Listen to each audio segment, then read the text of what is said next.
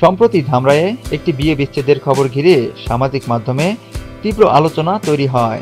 স্থানীয় একটি ফেসবুক পেজে প্রকাশিত হয় যে কনের একটি অশ্লীল দৃষ্টিকটু নাচের ভিডিও ভাইরাল হওয়ার পর সেই ভিডিও দেখে পাত্রের বাবা বিয়ে বাতিল করে দেন।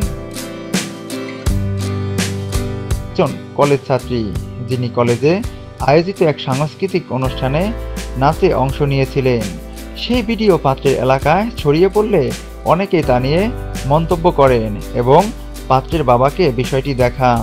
এরপর তিনি ক্ষুব্ধ হয়ে বিয়ে ভেঙে দেওয়ার সিদ্ধান্ত নেন। এই খবরটি দ্রুত ভাইরাল হয় এবং অনেকেই বিষয়টি নিয়ে সামাজিক মাধ্যমে নানা মন্তব্য করেন। অনেকে ভিডিওতে থাকা মেয়েটির ছবি ছড়িয়ে দিয়ে তার পরিচয় নিয়ে জল্পনা শুরু করেন।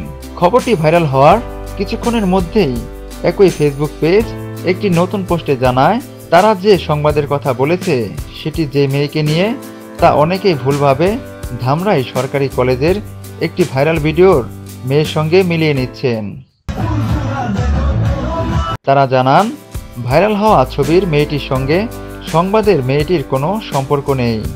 মেয়েটির ছবি শেয়ার করে তাকে হেনস্থা করা হচ্ছে, যা সম্পূর্ণ অনভিপ্রেত এবং অনৈতিক।